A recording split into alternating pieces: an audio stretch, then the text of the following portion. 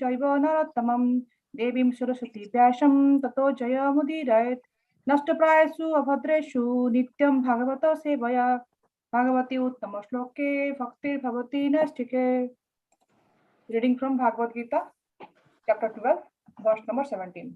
The chapter title is The Devotional Service.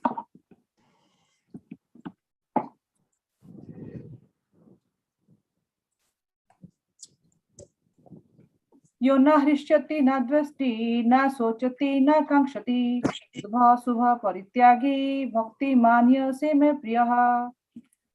यो न हृष्यति न द्वेष्टि न सोचति न कांक्षति शुभ परित्यागी भक्ति मान्य से मैं प्रियः. Word by word meaning. Ya, one who. Na, never. Hrishyati, takes pleasure. Na, never. Dvesti, grieves. Na, never. Sochati, laments. Na, never. Kankshati, desires. Subha, of the auspicious. Asubha, and the inauspicious. Parityagi, renouncer. Bhaktiman, devotee. Ya, one who. Sa, he is. Me, to me. To me, Priyaha, dear. Translation and purport by His Divine Grace Prabhupada.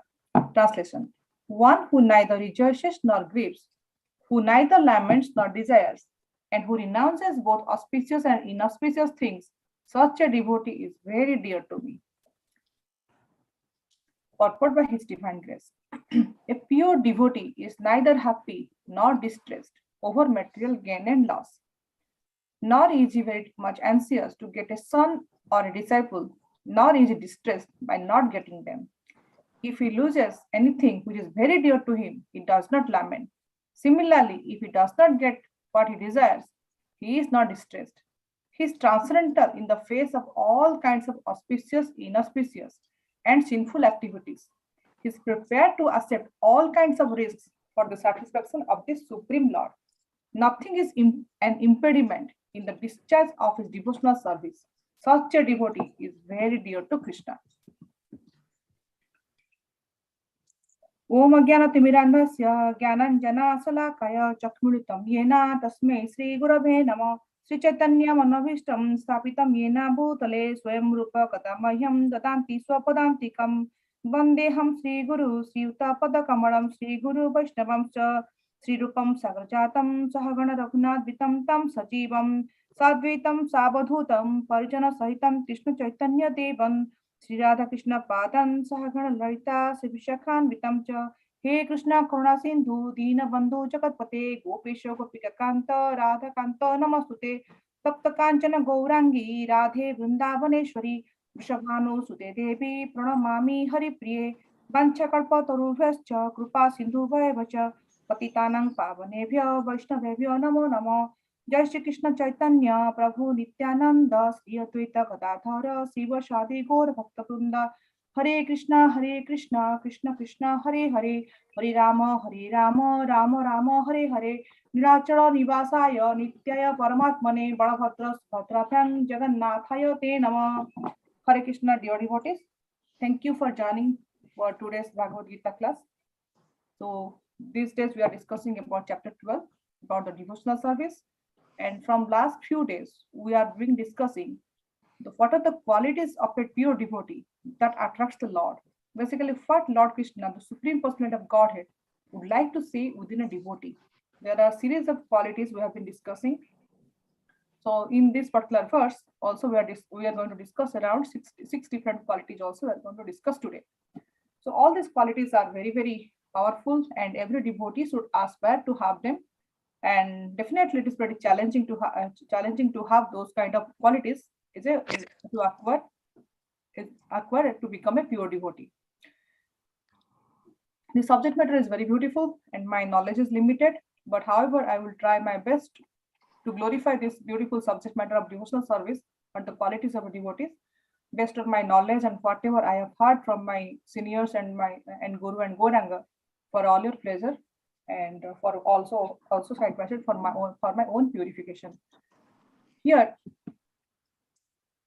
Krishna is saying to Arjuna that what are the different qualities he is going to expect with a devotee, with one of his dear devotees. Basically, we all know that Krishna is Bhakta Vatsal. He is very loving to the devotees. So Krishna is saying here that one who neither rejoices nor grieves. So if we see here, Krishna is saying that Hishyati. Hishyati means rejoicing, and Dvesti. Dvesti means some kind of grievance will be there. So a person who is not very excited, not very elated, and not taking unnecessarily pleasure or not taking unnecessary sense gratification, very happy and side by side. Also, he is not lamenting, he is not having any kind of grievance, he is not sad, morose. He doesn't want these extreme characters in both of them. If we see here, both these characters are kind of in a dvanda kind of thing. Basically, they're contradictory to each other. Hishyati and Drishti. Basically, earlier we have seen, if we in the chapter 5, that there are different kinds of dualities are there, and a devotee, by course of his practice of the karma yoga, they basically overcome these dualities. So these dvandas and the dualities, basically Krishna doesn't want to see in a devotee. So Krishna is saying here, yona hrashyati nadvyasti. Basically, one who doesn't take any pleasure, or neither who is lamenting, that devotee is very dear to me. Then Krishna is saying here, na sochati na kankshati. Basically, all these qualities Krishna is saying, basically they're overlapping with each other. Sochati means also lamentation kind of thing, like grievance, lamenting, like always. We must be seeing that sometimes the devotees are always complaining. Sometimes people say that when they take bath, that time they started crying and they never stop crying. Anything happen, they'll start lamenting. So Krishna doesn't want his devotees to be in this lamenting mode. And second thing Krishna is saying that na kankshati, basically desiring. Sometimes we desire for a high-end car, high-end, beautiful wife, like a son and daughter with having high grades, and basically we want everything perfect in our life. If we are working somewhere, we want to grow in the ladder of the promotions. So our desire has no end to it. And today we'll be desiring something, tomorrow we'll be desiring something else. The desire goes on and on and on. There is no end to it. We'll be in the deathbed, and that time also we'll be desiring that these particular things should happen to me. There are instances, a person will be in the deathbed at the age of 80, and he will be having all kind of pains. That same moment, he will be desiring that my great grandson will get this particular property. That time, the person is not able to get up from the bed, but he'll be desire still that how my progenies, my child will prosper in their life. Instead of desiring the lotus feet of Krishna, they do some kind of material desire, all kind of material desire they do. So Krishna is saying here that na sochati, na kankshati. Basically, neither any lamentation that I didn't get this, and neither any hankering or desiring aspect. Those kind of this kind of attitude Krishna doesn't want to see in a devotee. Basically, a devotee basically is devoid of this lamentation, and neither unnecessary unwanted hankering. Next one, Krishna is saying that subha asubha padatyagi. Subha asubha parityagi, sorry. Subha means auspicious and asubha means inauspicious. If you see, there are so many auspicious things we see now in the surrounding, and so many inauspicious things also we see in our surrounding. Like a devotee, definitely by definition, because he is a Suddha and a Suddha Bhakta, he is a devotee, and he has understood that Krishna is the supreme personality of Godhead, and there is no other auspiciousness than Krishna. Definitely, he is he is devoid of or any kind of asubha aspect, inauspicious aspect. But here Krishna is saying also that he is not also hankering of any kind of subha aspect, means the auspiciousness aspect also. So basically, Krishna is saying that any kind of dualities, a devotee should devoid of any kind of dualities, like papa, punya, everything. My devotee is, higher than any kind of papa, punya consideration. So these are the 6 things Krishna is saying here. Na hishyati, na dvesti, no sachati, na kankshati, then subha asubha parityagi. Then if we have these 6 qualities, or if we are trying to aspire, or if we are trying to develop this kind of qualities within us, then what will happen? the thing what will happen to is that particular moment and that particular time when we acquire these qualities, then we will become dear to Krishna. So earlier we have seen that Krishna has told how a devotee is kind-hearted and how a devotee is not manipulating, and so many qualities Krishna has told. So here Krishna is more going into detail about other qualities here. So here, if we see here, basically what Krishna is saying here, that we have to get over of these dualities. And how to get over of the dualities? Then in that case, we have to basically control our mind. So Krishna earlier has said in chapter 5 that the person who neither rejoices when he gets something, very pleasant thing, or he doesn't lament when he doesn't get something, and that moment basically this person is basically self-intelligent, and he is basically on bewildered. Right? Because he knows the signs of the God. What is the signs of the God? Signs of the God is that the person is eternal servant of Krishna, and everything we do is for the pleasure of Krishna. So if the signs of the God we understand, then he is basically transcending from the all modes of dualities. So here in Krishna in chapter 5, Krishna is saying that sthira buddhi asamudha. That means a person who is self-intelligent and he is unbewildered. Basically, he is always focused. He is not deviated. He is intelligent. He knows about that the body and the soul, that two different things. There's a difference between the body and the soul, and basically all the material benefits, whatever are getting, all the pleasures, whatever are getting, basically they are at the bodily level and they are all temporary. Only happiness we get is from Krishna. There is no other wealth other than the love of Godhead. Like we say that when a child is born, the mother gives unlimited love to the child. Our Acharya says that Krishna's love to the devotees basically is compared to a millions of mothers' love. Krishna is basically is called as Bhakta Vatsal. Krishna is kind of the love of Krishna is kind of compared to millions of mothers' love to a child. So when a mother is around, the child feels secure, child feels happy. When mother is not there, child is little small baby child, he little bit cries and he is unhappy. As long as he knows that yes, my mother is around, the child becomes very happy. So there, if you can give her any toy or anything, any kind of good food or anything to a newborn, to a small baby, but as long as his mother is not there, he's unhappy.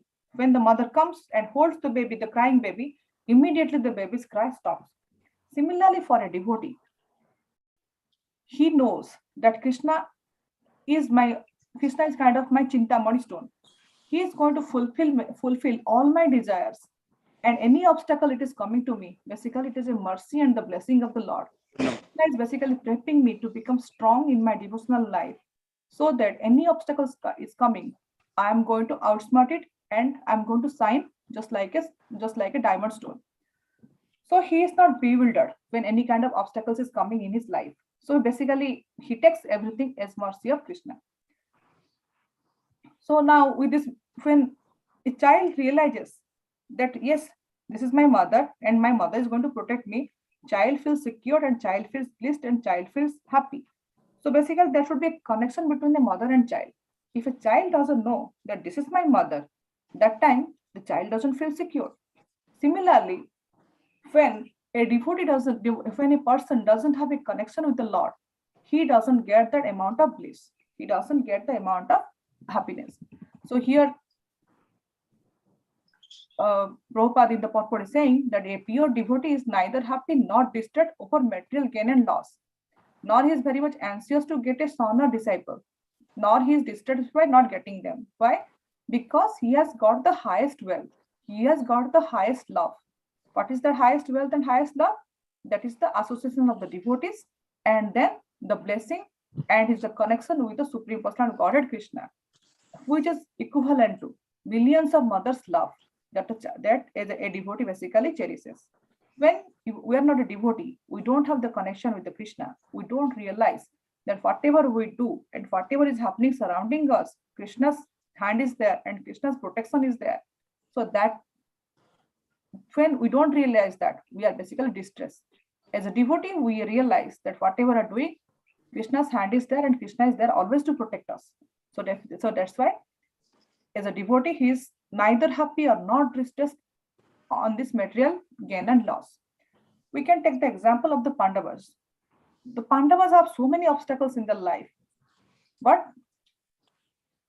they were always firm. They were always firm in serving Krishna. They're always firm that Krishna is always at the end, he is going to protect us. Like when we say that at the end of the Kurukshetra war, when they got everything, like Parikshit also is saved and they got the Indraprastha back and they are the king now. Krishna is leaving for Dwarika. Mother Kunti is coming and running to meet Vasudev, who is living in a chariot. That Vasudev, please don't leave us. Give me more and more distress, more and more sorrow, because in that situation, I am going to always call you out and you will be always there to protect me. So that kind of faith they have it. So basically, a pure devotee is far away from this happiness and distress situation, which is as a material platform, because the pure devotee is always as a transcendental platform. Second thing is, Krishna here is saying that a devotee does not lament and distress. Sometimes we see that a devotee, a person, basically what happens, he has acquired some kind of wealth, he has acquired some kind of service opportunities, but due to some bad karma or something, those things get snatched away for them. So immediately the lamentation and blame game, everything starts. That because of this happened, because of that happened, all those things immediately starts. And sometimes we see that a person goes and stays in a 5-star hotel. He get a benefit to stay in a 5-star hotel, and with all kind of facilities are there, he becomes very, very happy. But if you put a good devotee in those kind of situation, he basically doesn't realize it. There is a beautiful pastime of our Gaur Govind Maharaj.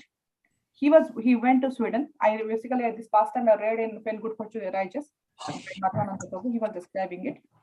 Gaur Govind Maharaj went to Sweden and the accommodation was done for him in a very beautiful palatial hotel. In that hotel, there was basically golden knobs were there and in the restroom, and it was very enamel, elephant enamel artifacts all around. So it was basically kind of a king's palace kind of thing, hotel kind of thing.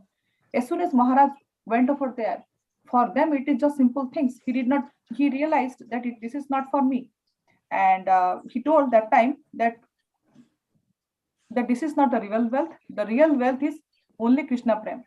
All those things, whatever we are getting, is basically temporary.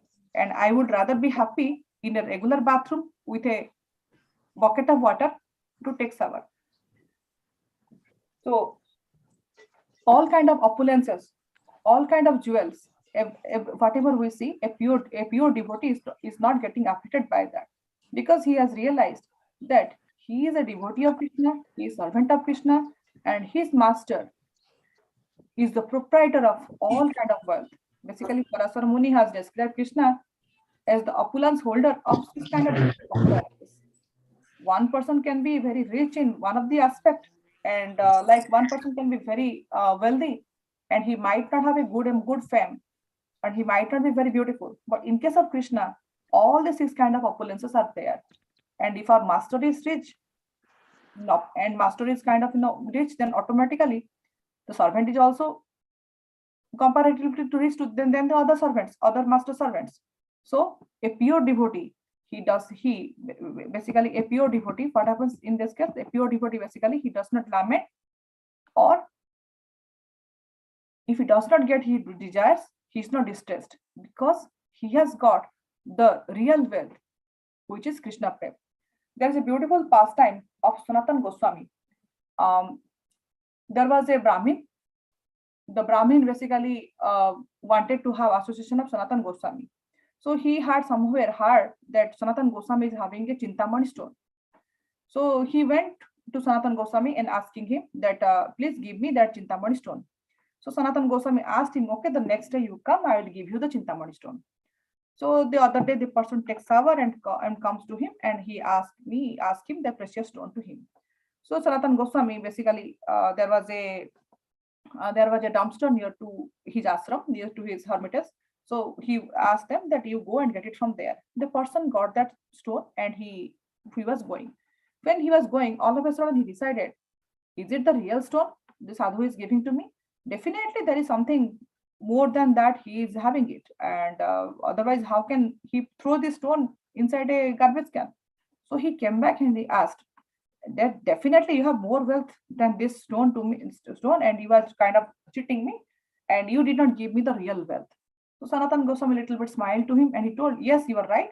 I did not give you the real wealth. If you want the real wealth, you come the next day, you think about it first, that you really want to have the real wealth. I'll give you the real wealth tomorrow. You come and take shower in the Jamuna river and you come and meet me. The next day, the person took shower and he came and met Sanatan Goswami. Then Sanatan Goswami again asked him, you throw that particular stone and start doing chanting along with me. Because in Kali Yuga, the greatest wealth is chanting the Harinam. With chanting the Harinam, we get all kind of bliss and all kind of anarthas, all kind of inauspiciousness, all kind of sinful activities get eradicated.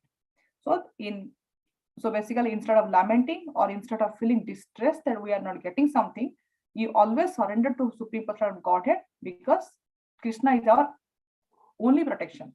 And whatever we are in this situation is because of Krishna's mercy only. So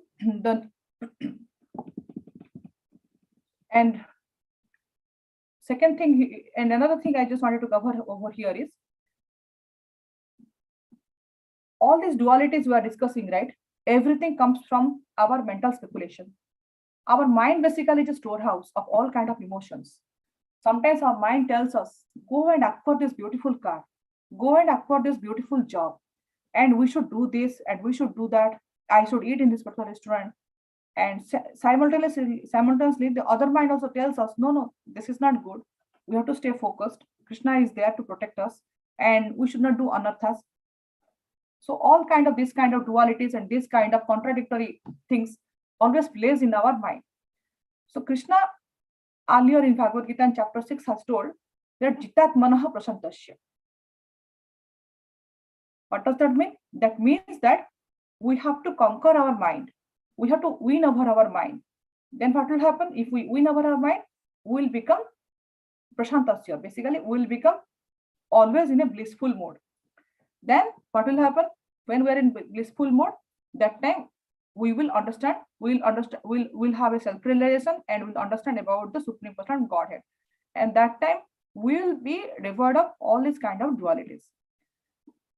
So here Krishna explains to Arjuna that for one who has conquered the mind, basically jitat manaha, the super soul is always reduced, for he has attained the tranquility. To such a man, happiness and distress, heat and cold, honor and dishonor are all the same. So correlating to this particular verse, Krishna is saying here that a pure devotee is basically devoiding of these dualities. So how these dualities can be overcome? It can be overcome only by the conquering the mind. How basically the conquering mind also is very, very challenging.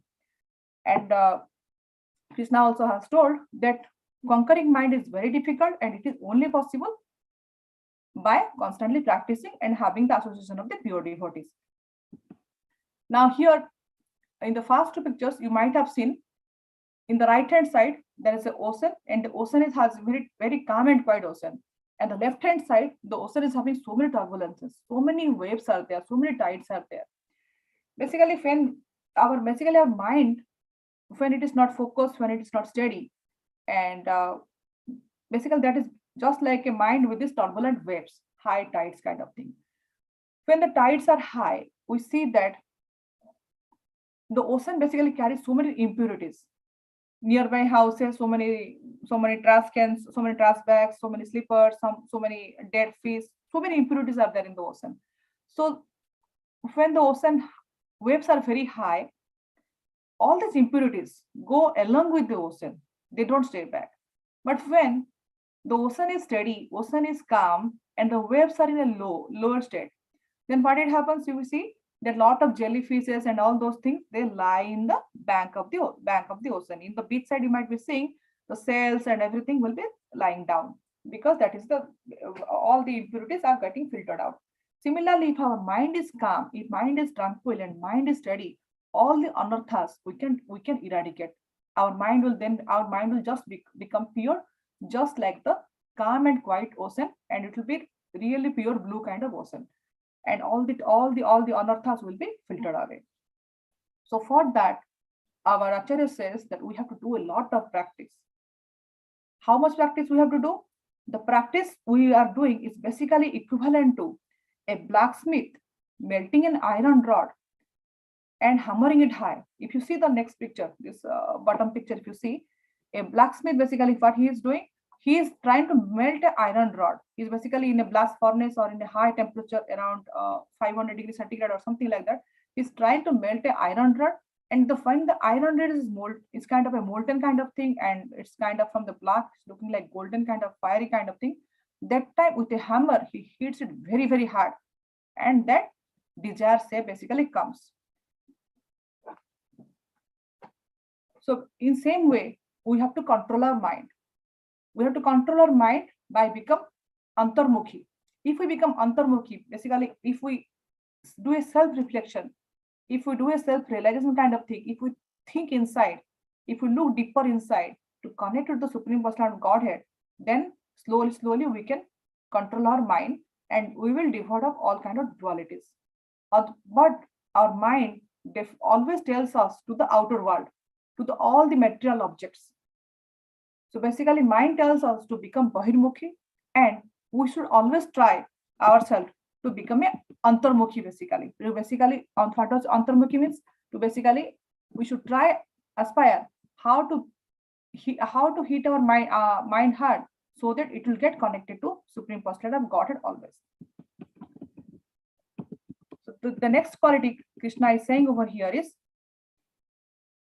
he is transcendental in the face of all kinds of auspicious, inauspicious, and skillful activities.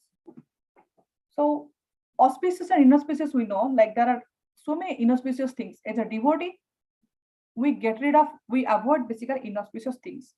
Srila Prabhupada has told us to follow 4 regulative principles: no intoxication, no meat eating, no gambling, no illicit sex.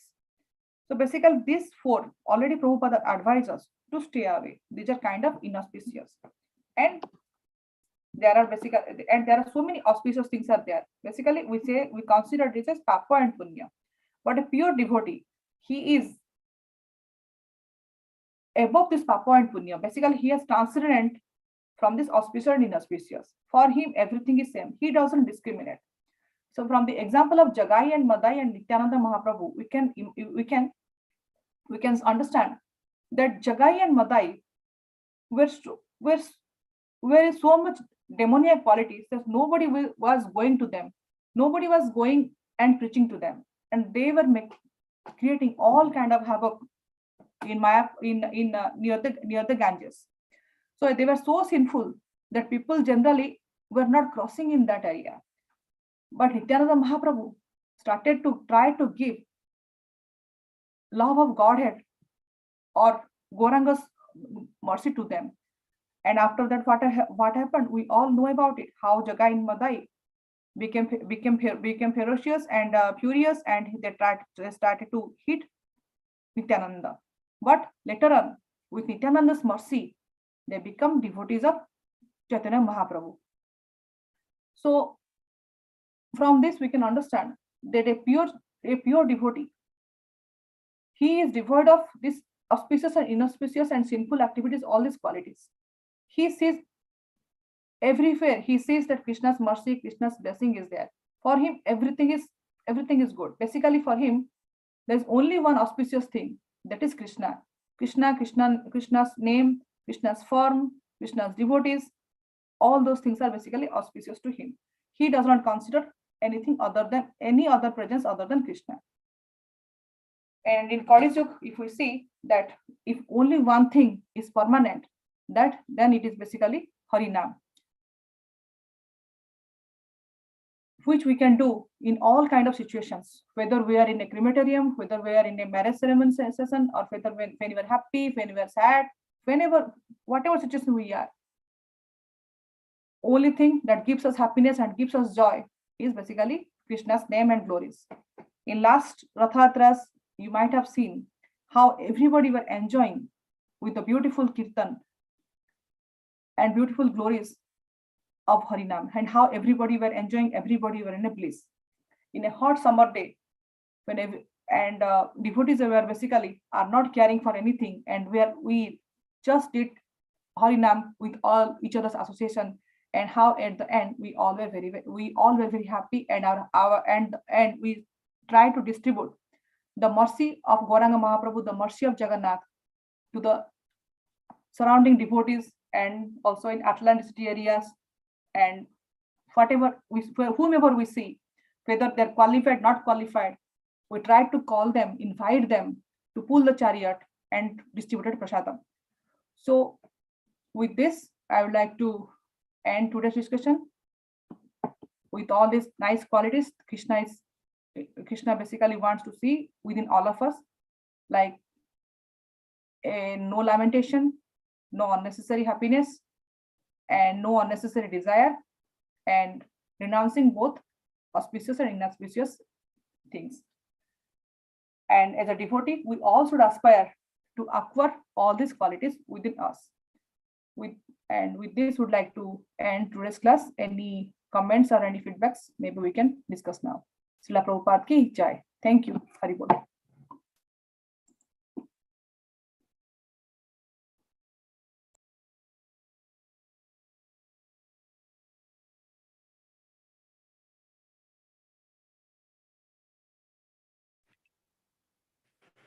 Hare Krishna Mataji, please accept my humble obeisance. All glories to Srila Prabhupada. Hare Krishna Prabhuji, Dandavat Pranam, all glories to Srila Prabhupada. Prabhupada. Thank you, Mataji. Very nice, informative class. Mataji, since we have some time, 15 minutes, I was hoping if you could, in brief, explain the significance of the festival that we will be celebrating on Sunday, Bahuda. If you could speak a few minutes on that, that would be really nice, if possible. Sure, Prabhuji. I would try my best to explain about this festival. So basically, we all know that Krishna basically, when Krishna is in Vrindavan, he is in the mode of Madhurya. And when Krishna is in Dwarika, he is basically in the mode of Aishwarya. And the Radharani and the Gopis always feel intense separation from Krishna, because Odarya and Madhurya, they don't go, Madhurya and Aishwarya, they don't go well together. Wherever the Gopis, if we see that, when they decorate Krishna, they will decorate Krishna with flowers, leaves, whatever they get from beautiful flowers, jasmine flowers they get from the forest or their gardens, they will decorate Krishna. But when Krishna is in Dwarika, the queens will decorate them with lot of jewels, lot of silk sarees and clothes, all the robes and big crowns. And in Vrindavan, Krishna is having a peacock feather. So when Krishna is feeling an intense separation from Radharani and the Gopis and Jasodamai, similarly, Jasodamai and the Gopis are also feeling intense separation from Krishna.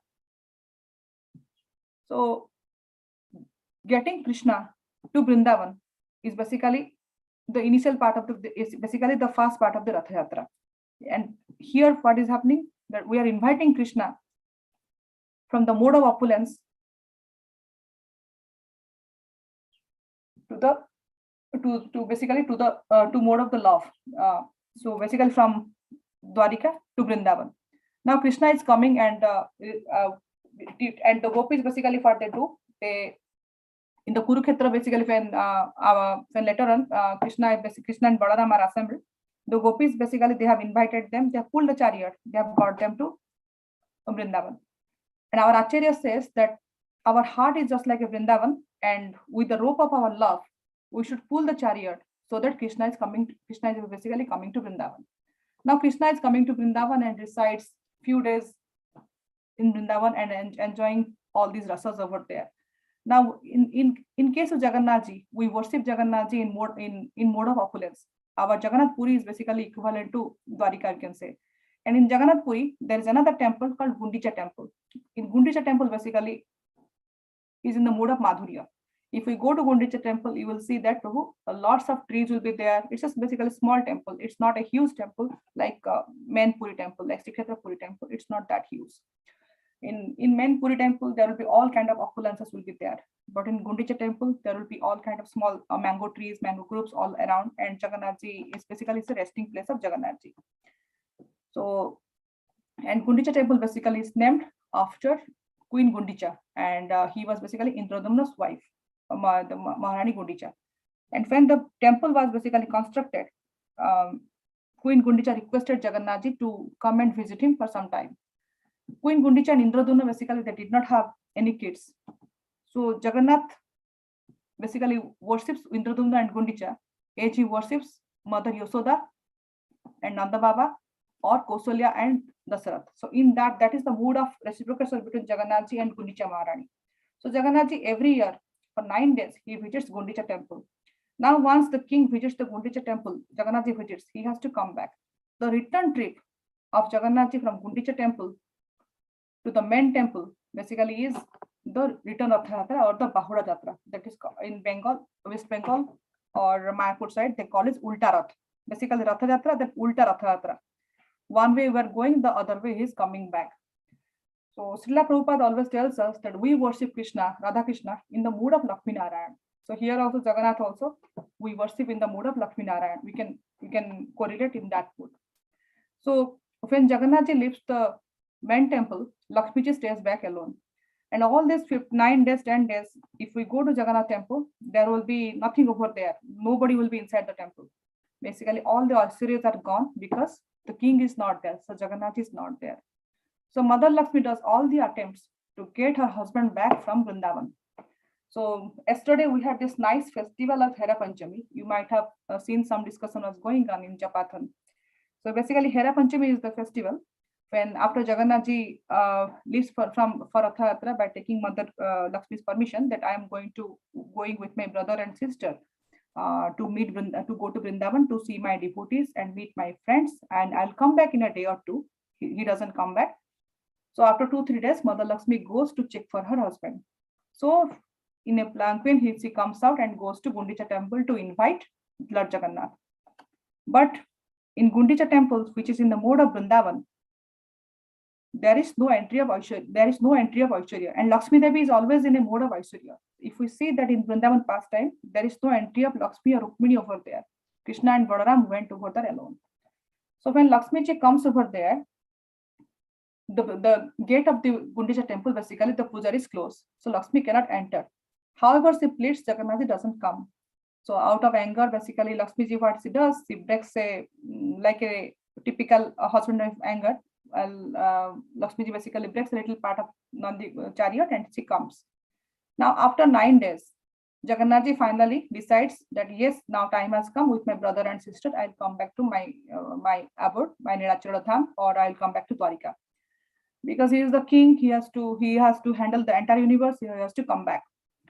So that coming back to Dwarika basically is the return Rath Yatra. So in that time, if you see that when we had this Rath Yatra here, Lord Jagannath ji was having a flower crown on his head.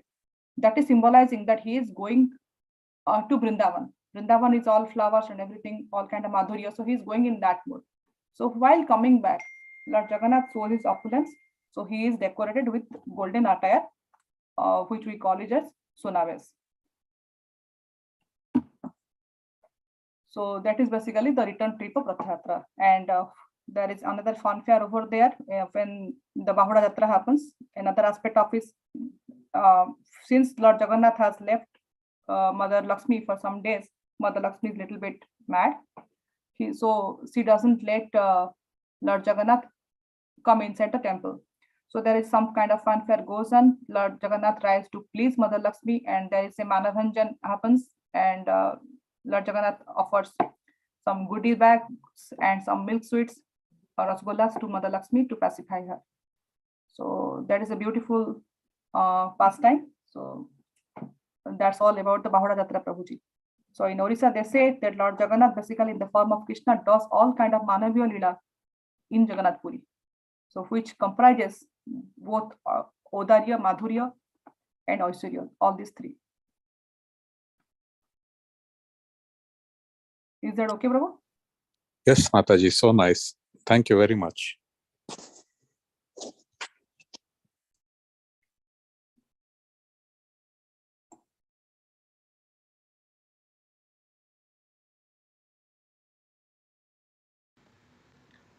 Yeah, wonderful. Thank you so much, Mataji. Nice nectar. Okay, devotees, anything you would like to add? Any comments anybody would like to add? Or any questions? Please go ahead.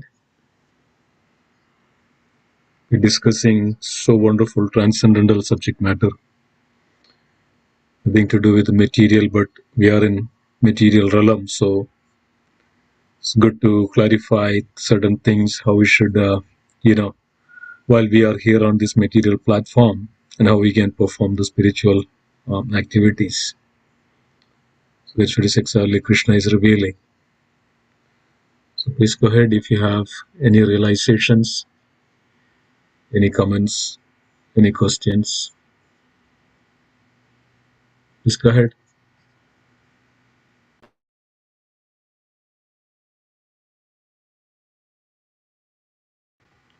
We have a little more time. Yes.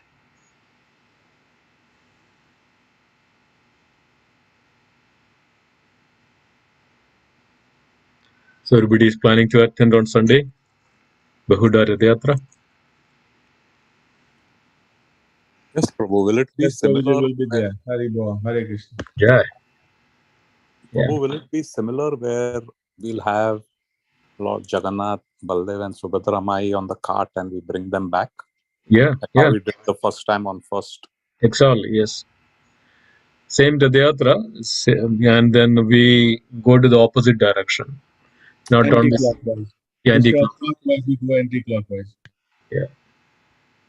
Okay. I was reading upon Bahuda. There's the Sanskrit dictionary, and one of the meaning of Bahuda is munificent and liberally giving, compassion or kindness. So Da is giving and Bahu is munificent, Bahuda. I'm not sure if this is connected with, of course, Lord Jagannath is most munificent. Or is there some other reference on Bahuda? That's more on the Odia phrase, right, Mataji? Yes, Prabhuji. Yeah. He's returning back. Right. Yeah. Yeah. So it's a wonderful, and remember the program is going to start at 4:30. So there are beautiful programs are scaled up. There'll be a beautiful wonderful kirtan, and then there is also Odissi dance. A very senior Odissi dancer coming from India, and we'll have a beautiful Odissi dance. We'll also have a drama that just Mataji mentioned about. Lord comes back, and then that time at the door, Lakshmi Devi, stops Jagannathji, and then a little bit of, what is called dialogues between Lord Jagannath and Lord, Mother Lakshmi, and then finally Lord Balaram come and pacifies Mother Lakshmi, and then finally Mother Lakshmi pacified, and then Gulab Jamun and all, such a beautiful pastime. Yes, actually in the Jagannath Puri, the Lord will be outside of the temple for entire night on Ulta Rath Yatra, on Bahuda Rath Yatra. Only towards the morning that Mother Lakshmi is a little bit pacified. Till that time, Lord Jagannath Ji in Jagannath Puri, he stays outside. Mother Lakshmi won't allow to come in. So it's a transcendental leela. It's a transcendental pastime, and how the devotees of the Lord exhibit their extreme, the loving devotion towards the Lord. They cannot even separate from the Lord for a moment. And Vipralamba. And these are all the symptoms of, even Radharani shows all these symptoms, all this what Mother Lakshmi shows. It's all on the same level, not different. So it's yeah, I mean, it's difficult to understand, but we have to see everything through the spiritual eyes and transcendental vision. Then it all makes very wonderful sense. So that's where we all have to enter. We have to enter into the Vrindavan. We have to enter into the Dwaraka. We have to enter into the Vaikunda. So this is not just an ordinary word. Okay, let's enter into the Vrindavan means it's our final destination. It takes long journey. It's a journey to enter into Vrindavan. So, but by the mercy of the Lord, we have an opportunity to enter, at least, enter into engage into the pastimes of the Lord. So these are not ordinary. These are transcendental pastimes of the Lord. And everybody should take, don't minimize the opportunity and grab these all opportunities to engage in the pastimes of the Lord. So this is very, very rare opportunities that we are getting on this planet, that seeing the Lord, pulling the cart, bringing the Lord back to the temple, back to, Dwaraka, Jagannath Puri, and engaging in the pastimes and serving the lordships. These are all, it's not an ordinary. These are all very, very rarely that devotees gets this opportunity by the mercy of devotees and the Lord. So always remember this. Never ever consider any devotional activities as a mundane activity. Always remember that. Even chanting the holy name, you are associating with the Lord. Because of Lord's name is not different from Him. Because of Lord is absolute. Lord is complete. Nothing that we can take away from Him. So the Lord Himself is also absolute, and His name is also absolute. So that means when you chant the holy name, we are with the Lord. In the similar way, Lord's pastimes, our Lord Himself, because it's not different from Him. Yadayatra is His pastime, and it's not different from Him. So that's even touching the rope, as if that we are touching the lotus feet of Krishna. Touching the chariot, as if we are touching the lotus feet of Krishna. So it's with Krishna. It's all Krishna's mercy, and it's Krishna, not different from Him. So all we need to do is just, this is, thousands of lifetimes that the Sukriti or the mercy that we are having, that we are getting this opportunity to be part of it. But we don't see that much value because of our impurities. But always we see things in a transcendental vision, not through the materialized. That's why we have these classes. We have the various, Bhagavatam lecture, Bhagavad Gita, and hearing from various acharyas and Bhagavad Gita, Bhagavatam, because of this open our darkened eyes so that we can see things properly. So that's important. So please join on all these various festivals and opportunities of the devotion, and any opportunity that comes to us, we should grab it, we should take it, because of this is the will of the Lord. It's not ours. So any service to the Lord has to decide. So everything Lord and internal potency of the Lord decides. That's why we pray to the internal potency of the Lord, please engage us in your service. That's the internal meaning of chanting of the holy name. So this is the mercy.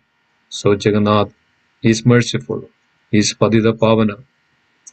His mercy is, limitless.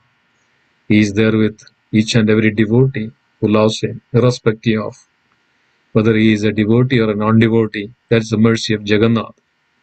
Jagannath is so merciful. It's Padita Pavana. He even comes out to liberate the living entities and the people. He himself come out. He is eager to come out.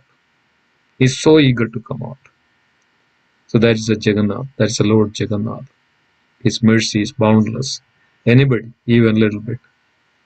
And Chaitanya Mahaprabhu, more merciful. So, thank you so much. If there is nothing else, anybody else has anything to add?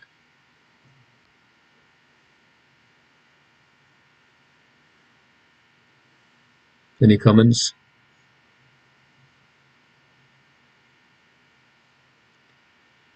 Okay, so nothing else. Let's conclude today's session.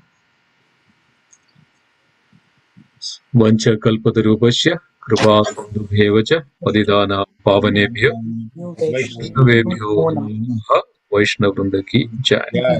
Srimad Bhagavad Gita ki jai. Jai. Prabhupada ki jai. Ananda Gaudi Vaishnavrinda ki jai. Gauri Premanande Hari Hari. Thank you, everybody. Hari Bol. Thank you, Thank you, Prabhuji. Thank you, Mataji. Hare Krishna. Hari Bol. Jai. Hari Bol. Hari Bol.